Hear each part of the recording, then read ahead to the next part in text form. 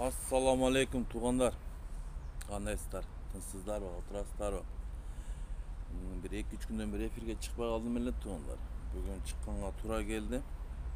Özünüzler bilesizler. Geçe Jergilиктүү шайлоо Ош шаары менен Бишкек шаары, Токмок шаарына жергиликтүү шайлоо өттү. Жыйынтыгын көрдүк туğanlar. Мен бул жыйынтыкка таң калбайм. Себеби бул бийлик 5-октябрда эл көтөрүлүп чыкпады беле 2020-жылы. Ошодон сабак албады туğanlar. Бул бийликке ишеним жок, ошондой эле жок болгон. Үмүт өчтү, кыргыз элинин үмүтү өчтү. Баягы бир эр азамат айтпады беле, кристально чисто шайлолот деп. Бул эр азамат айта берет, сөзүнөн кайта берет. Эми бул кишинин ар бир 10 сөз сүйлөсө ошонун 8и ката да. Ошон үчүн бул шайлоолордун жыйынтыгын жокко чыгарыш керек. Себеби шайлоонун жыйынтыгын тааныбайбыз. Эми өзүңүздөр карап көрсөңүздөр, Ош шаарына, мен Ош шаары боюнча айтып кетейин, себеби мен Ош шаарынын тургуну болом. Ош шаарында биринчи месседе Атажурт. Атажурт ким өзү? Атажурт кечегинде 4-октябрь 2020-жылы парокто өтөлгөн эмес. Парокто, парламенттик шайлоодо парокто өтөлгөн эмес. Эми азыр бийликтин партиясы болуп өтүп атат. Бу жерде фальсификация болгон туğanlar. Себеби Атажурт партиясы керек болсо, өзүңүздөр билесиздер, мына акыркы 10 жылдан бери бир нормальный партия эмес да, ачык айтайын. Жалаң эле баягы жүгүндүкор, арамкор ошол партиялар, баягы Паткалимдердин партиясы бу. Атажурт деген партия, өзүңүздөр билесиздер. Анан экинчи месседе биздин Кыргызстан деген. Ол кайсы кимдин партиясы? Биздин Кыргызстан. Кече жакында эле ачылган биздин Кыргызстан деген партия. Бул район миллионго караштуу партия туğanlar. Мына акчалуулар, бийлиги барлар мына шайлоодон өтүп атат. Бишкек шаары боюнча мен жакшы билбейт экенмин, Бишкек шаары боюнча кечиресиздер. Бишкек шаары менен мен анча деле кызыкпапмын. Бирок Бишкек шаарында деле таза өттү деп мен ишене албайм. Себеби ал жерде деле ошо бийликтин партиясы ишеним деген партия өтүп кетиптир туğanlar. Бишкектенчи ол кайсы кимдин партиясы түшүнбөйсүң. Болупту эмгек бул Салымбековдики болсун. Ишеним деген партия кече чыккан партия кантип утуп чыгып кетет мен түшүнбөйм. Ошон үчүн туğanlar бул шайлоону мен 100 жолу өткөзсөк деле ошол жыйынтык болот. Бул азыркы мыйзамсыз бийлик менен өткөзгөн шайлоолор туğanlar таза өтпөйт. Ачык эле айтыш керек анычы. Таза өтпөйт. Балык башынан сасыйт. Мыйзамсыз болсо дагы отурган адам, азыркы мыйзамсыз отурган адам. Азыр кимде мыйзамсыз отурган? Ошо адам мындай кичине активныраак болуш керек. Келгенине 9 айга жакындап калды туğanlar. Бир жыйынтык жок. Болбойт дагы жыйынтык. Мен сиздерге айтып кетем, болбойт, бир дагы жыйынтык болбойт. Себеби мен айткандай карга шумкар болбойт, качыр тулпар болбойт туğanlar. Ошол эле ачык эле айтыш керек. Анан туğanlar мен бир эле суроо жаралат туğanlar. Менде мындай суроо жаралат. Бизде ким өзү президент? Мыйзамсыз болсо деле. Садыр Жапаровпу же Ташиевпу? Кечегенде пресс-конференция бергенде бардык суроолорго өзү эле жооп берип койду го. Бардык нерсеге эле өзү деле экономикасына, башкасына деле өзү эле жооп берип койду. Президенттин ордуна деле өзү жооп берип койду го. Бизде банда кош бийлик пайда болуп калган окшойт да. Мен бир нерсени айтып кетейин туğanlar. Кош бийлик бул жакшылыкка алып келбейт туğanlar. Эми бул ойлоп атат да, мен досумду мен президент кылып алып келмейм, мен сүйлөй берем, мен айта берем деп. Жоопкерчиликте туğanlar айтып кетейин мен, жоопкерчиликте мыйзамсыз президент тартат. Качандыр бир күнү мыйзамсыз президент жооп берет. Ушу нерселерге, болуп өткөн нерселерге, Баткендеги 44 жаранын өлгөнүнө бейгүнө. Орхан Инандыны мыйзамсыз чек арадан кантип алып чыгып кетти деген суроолору жаралат. Иш көп болот туğanlar. Мен сиздерге. Анан кечегиндеги Ташиевдин пресс-конференцияда берген сүйлөгөн сөздөрүнө мен мындай айтып кетейин. Бул эми биз кыргыз элин коркутам дегени да туğanlar. Бул киши коркутам деп Куршав элине барып туруп тилиңерди жулам деди эле, Баткендеги сабыт жооп кеткен. Эсиңиздерде бар. 44 жаран бейгүнөө өлдү. Кечегинде дагы элди коркуттур. Учет калабыз, o kılavuz bu kılavuz dep. Taşиев özünün esinde var eкен учету, псих больницада учету бар ошонун. Ошо боюнча деле бир сөз козгоп койсок болмок туугандар. Өзүңүздөр билесиздер, бул Атамбаев маалында түрмөдө отуруп чыгып мыйзамсыз кашаны аттап, ак үйдүн кашасын аттап, шымын жыртып 1,5 жыл отуруп чыккан. Ошо күндөрдү эстен чыгармаса экен дейм да. Ошондо айткан, кечирип коебуз, мен билбей калыпмын деп Атамбаевден кечирим сурай берген. Ошону эстен чыгарбасын. Бул күндөр келет кетет туугандар. Бийлик, мансап деген мындай колдун кири. Бүгүн болсо амал, эртең жок туугандар. Бийлик деле, акча деле ошо туугандар. Ошон үчүн азыр бул Палван агабыз, Палван акабыз көп Европага каттап болду. Бул да жөндөн жөн эмес туугандар. Европага бул киши чыкканда бир нерсе обязательно болот. Европага чыгып кеткенде эсиңиздер барбы? Бир Европага чыгып кеткенде баткен события болгон. Бир Европага чыгып кеткенде бизде муфти Максат Ажы бар эле, ошо камалган туугандар. Мынасында чыгып кетти эле, Инан Арханды урдап чыгып кетишти. Бул жерде сөз Орхан Инанды да эмес туугандар. Сөз бул жерде чегара маселеси туугандар. Биздин жоокерлерде ошол чегара маселеси кантип ошо Орхан Инандыны кандай негизде кантип алып чыгып кетти, ошол болуп атат туугандар. Бу жерде мамлекеттин беделине да сөз тийип калышы мүмкүн. Международный скандал болуп кетиши мүмкүн туугандар. Себеби бул кишинин кантип ушул Бишкек шаарында ушул чоң кичине эле шаарда эми мындай салыштырма, ошол жерде бир кишини таба албай калсын. Анан аз келгенсип чегарабыздан алып чыгып кетет. Кантип деген суроо жаралат да. Анан кечегенде өзүңүздөр билесиздер, ошол элди коркутам деп дагы ар бириңерди учетко алып атабыз, керек болсо келишимдер түзүп атат. Келишим түзөсүнбү, 10 жолу келишим түзөсүнбү? Бул сага Кыргызстан эмес, башка мамлекеттегилер.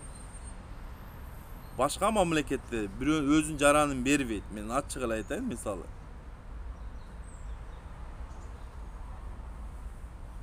Мен сага ачык эле айтайын. Башка мамлекеттер Кыргызстанга окшоп сатып жүрбөйт. Орхан Инандыны бербергенде бербейт бул башка мамлекеттегилер. Мен ошону айтып коеюн. Бул Кыргызстан эмес, бизде бир гана ушу жомоктуу мамлекетибиз Кыргызстан ошондой нерселер болушкон. Өз жаранын сатып берген, өз жаранын өлтүртүп койгон, ошо биздин мамлекетте болот ошондойлор. Сабатсыздар, акылсыздар, коркоктор, коенектер дейбиз ошондой нерселердичи. Биздин мамлекетте болот, Кыргыз мамлекетинин. Себеби балык башынабын сасыт деп коем, мыйзамсыз болсо дагы ошо отурган эр азамат, азыркы эр азамат. Мен 9 ай 10 мурун, 11 ай 10 мурун айтканмын. Бул адамчы, бул болбойт, бул лидер эмес. Бул даяр эмес. Бул кичине такша алыш керек, кичине мындай тепкичтерден өчүш керек деп айтканмын. Анан элди алдап атат. Анан кече ошол мен түшүнүп атам. Мыйзамсыз болсо да президент. Ошо мыйзамсыз президент өзү татыктуу болуш керек да, эл шылдыңдабаш керек. Анан элди алдап атса, ар бир эле 10 сөзүнүн 8 эле калп чыгып атса, анан кантип шылдың болбойт? Шылдың болот да. Жок дегенде өзүнүн айткан сөзүнүн аягына чыгыш керек да. Жок дегенде эртең менен айткан сөзүн абеттен кийин кайта бербеш керек. Жок дегендечи. Уялыш керек да. Анан кийин мен досуму шылдыңдаган, биздин президенти шылдыңданды жоопкерчилик. Кандай жоопкерчилик тагат? Сөз эркиндиги болгон боло берет. Өзүңү эр ойлосоң, бирөөнү шер ойлойт дейт. Мына Камчыбек Ташиевке айтып кетет элем, Кыдыр Шаевичкечи. Бул күндөр кетет. Мына келет. Өзүңүз эсиңизде бар. Атамбаевдин мезгилинде балаңыз, ортончу жүргөн баласы машинанын балонун урдап түрмөгө отуруп калган. Эсинде бар экен, жок бекен. Эми мен билбейм эми. Баласы ошо маалда машинанын балонун урдап түрмөгө отурган. Эми азыр атасы деле ошодо, атасы деле түрмөдө отуруп чыккан да. Ташиев деле через псих больница оформить деп, ошо баягы бийликти басып алганда. Атамбаевден кечирим сурап берип, анан чыккан. Эсиңерде болсо керек, ал эч ким эстен чыгара элек. Анан кийин эле баягы бийлик болгондо эле, баягы бийлик болсо, акча болсо танкашсын болуп атасың да. Эртең жок калганда манк болуп калышы мүмкүн адам баласычы. Ошон үчүн бир мындай бир темпте жүрүш керек да, кандай болбосун. Эртең мисалы бийликтен кетесиң. Кеткенден кийин мисалы бийлик жок калат. Ошондо элдин арасында жүргөнгө мындай шарт түзүш керек да өзүнө. Эл унутпайт. Эл элек болот. Эл эскертип турат. Мына ушул элдин аркасынан кечээ мыйзамсыз бийликти басып алдыңар. Элдин аркасы менен. Эл жардам берип. Болбосо өзүңүздөр билесиздер, 2017-жылы Садыр Жапаров түрмөгө отурган. 11 жыл 6 ай срогу бар тургандар. Мыйзамсыз түрмөдөн чыкты. Ошондо азыркы докансалар дейбизби, тарапташтары дейби, ошол каякта жүрдүлөр. Ошондо суроону бергиле өзүңүздөргө. Ачык, мындай чындык сөз ушундай ачык болот тургандар. Капа болбоңуздар. Мен дагы бир нерсе дегеним турганым. Качан гана кыргыз эли өзүбүздөн оң жолго түшпөсөк тургандар, ичибизден мындай өзгөрбөсөк, мындай айтканда, мына ушу кыргыз эли оң болбосо бийлик оң болбойт тургандар. Кыргыз эли өзүнөн башташыбыз керек тургандар. Мына кечеги шайлоодо эле мен айттым, көп акчага сатылып кетти тургандар. Ошондо эле көз жумуп коюшту. Эми туура эмес да бул, качандан бери тарых деген сабак өтпөйт экен да. Такыр элечи. Тарыхтан сабак алыш керек эле да жок дегендечи. Ойлонбойлу. Мына кымбатчылык, бардык нерсе кымбат тургандар. Эми азыр дагы жакшы билбейм, азыр күз келсе кичине биздин дыйкандар кичине продуктациясы чыгат. Эртең кышта кантебиз? Светтин баасы арзандайт дедиле. Не болду? Светтин баасы.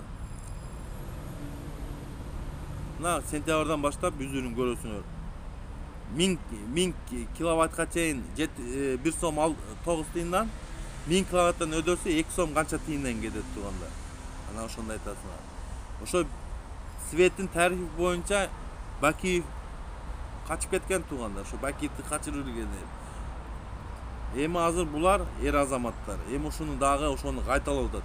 Кайталана берет экен да, кайталана. Бир эле грабилди кайта эле тепселеп берет экен да, тепкичти мындай кылыпчы. Бир эле нерсени кайта эле тепселеп берет экен.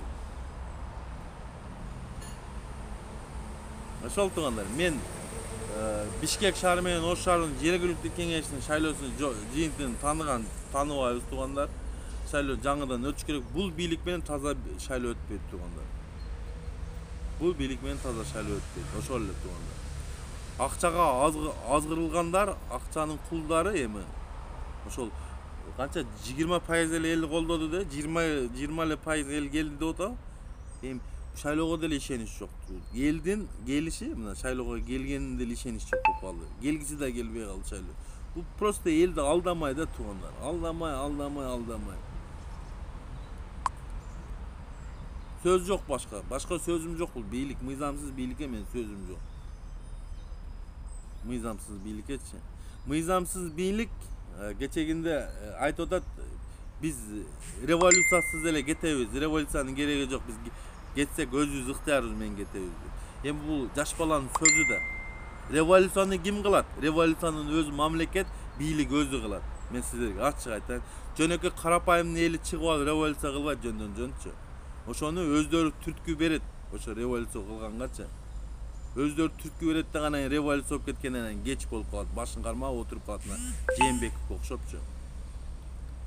Жээнбеков өзүн өзү кылган тургандар. Себеби Жээнбековдун жакшы жерлери да бар, жаман жерлери да болот тургандар. Жээнбековдун бир ошибкасы бул ошол алып келген президенттикке алып келген досун камап койгон тургандар. Ошого иш козгоп камап койгондугу. Баягы оппоненттерине баягы оппозиция деп коебузбу, оппозиция эмеспи, ошо оппоненттерин ошо баягы 3 жылын ошентип эле өткөздү да, Атамбаев менен өткөзүрдү. Ошонун жоокерлерин камап, ошонун досторун камап, ошонун шериктерин камап эле мен ошо менен алек болду, 3 жылда ошону өткөзүрдү да. Ошо менен алек болду. Булар бийликке келгенде иштейм, кыргыз элин иштейм дегендер азыр мен көрө элекмин тургандар. Мына 6-президент тургандар. 6-президент. Чына акылыбызга киришибиз керек де. Prezidenti tandaşты үйрөнүшүбүз керек да туугандар. Үйрөнүш керек, президент тандашты үйрөнүш керек. Кантип сен таза адамды көрүп туруп, мына мошенникти алып келип, азыр президент кылып отуруп алган. Мыйзамсыз бул дагы туугандар. Мен бул кишини айтып кетет элем. Садыр Жапаров эркек болсо барып от звонка до звонка өзүнүн срогун отурсун. 11 жыл 6 ай берген срогун, мыйзамсыз чыккан срогун барып отуруш керек. Мыйзамдуу акталып чыгыш керек. Мен ошону айтып кетем туугандар. Мыйзамдуу акталып чыгыш керек. 5-октябрда болгон окуя биягы 4-октябрдан биягы 5-октябрда биягы баарды мыйзамсыз. Кайсы бийлик келбесин туугандар. Кемин бийлиги келбесин. Мадумаровдун бийлиги келеби, Текебаевдин бийлиги келеби, башка бийлик келеби. Азыркы ошо 5-октябрдан болгон биягы 20-жылдан бери биягы жокко чыгат турган. Түздөн түз азыркы арамкорлор, мыйзамсыз бийлик, ошо эле Ташиев, ошо эле Садыр Жапаров, ошо эле Зулушев, Талант Мамутов, булар түрмөдө отура турган адамдар туугандар. Мыйзамсыз азыр кустуруп аткан акчалар, мисалы, кустуруп атат. Ошо акчалар каяка кетип атат, кемин чөнтөгүнө кетип атат. Ошо прозрачность жок, кайсы шотко келип атат, ошондой нерселер жок туугандар. Ошон үчүн бул бийликке мен күмөн санайм. Бул бийлик мыйзамсыз, ошон үчүн туугандар күмөн санап калам ошон үчүн. Эл үчүн иштейм деген бийлик туугандар, прозрачность болот. Ар бир кылган нерсесине жооптуу болот туугандар. А бизде эмне болуп калды? Бизде керек болсо Баткенде 44 жараныбыз өлдү.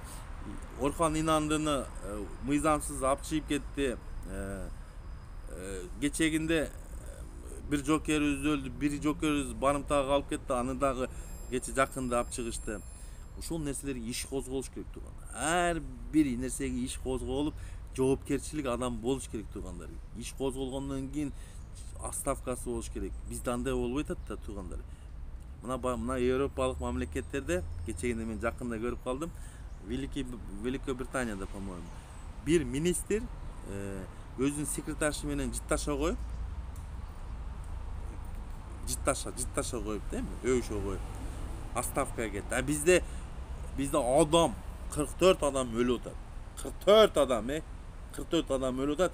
Ошондо да эч ким жооп берген жок да. Былты иши отурат да, мисалычы.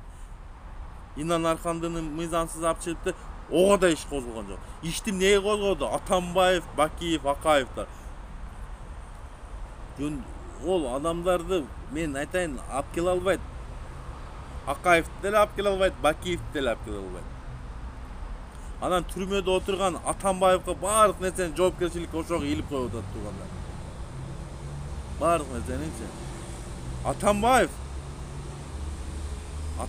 мисалы эркегирак, эмне салыштырмалуу, Жээнбековго салыштырмалуу. Мен эми калыс сөзүм туугандар. Мен Атамбаевди колдогон эмесмин, бирок мен калыс сөзүм да. Жээнбеков менен берки ким эле азыркы жулик бар го, мыйзамсыз жулик, аферист деп коем бул эр азаматтычы. Ошондон көрү Атамбаев эркегирак. Мен эркекче айтып коеюн. Анча мынча кылган Атамбаевдин булар кыла албайт дагы. Бул калыс сөзүм. Мен Атамбаевди колдогон эмесмин. Бирок калыс сөз болуш керек. Мен айтайын. Атамбаевдин малында мынага окшогон Баткенде мөлүктөр болгон эмес, өлүп кеткен жарандарыбызчы. Керек болсо Атамбаев ошол эле Эрдоганга түз карама каршы чыгып жүргөн. Өзүңүздөр да бар. Анчалык эрктүү адам жок болсо керек да. Бирок Атамбаевдин да кемчилиги бар туугандар. Себеби Атамбаевдин малында мына бизде Батукаев деген мыйзамсыз чыгарып кетишкен. Ошо боюнча азыр отурат туугандар. Ана Орхан Инанды боюнча да иш козголуш керек дагы. Жоопкерчиликти түздөн түз Садыр Жапаров мойнуна алыш керек да, ошол боюнча жооп бериш керек. Болду ошол. 44 жараныбызга да жооп бериш керек тууган. Бейгүнөө өлгөн жараныбызгачы. Беспредел болуп кетти биягы туугандар. Болбой калды бу. Бийлик өзү мыйзам таласынан чыгып кетти. Качан акылыбызга киребиз туугандар? Акылыбызга кириш керек да, кичине эсеп болуш керек да, эсеп менен иштеш керек да, туурабы? Бир жолу эми критика кылсаң да жаман көрсө, критика кылбай койсоң да жаман көрсө, Uyat de, uyalış gerek de, şimdi uyalış gerek. Elde öyle koyuyor, mına kımbatçılık. Savizдің bası 120 сом. Ақ майдың bası 5 litri 800 сом кен туғанда. Етті айтпайлар қояйын. Эми елестетіп келет оны. Мен дағы эфирге кирем туғандар. Эфирде көрүшкөнчө туғандар. Саламатта қалыңыздар. Сіздер менен мен Бекиев Эмин Маликович.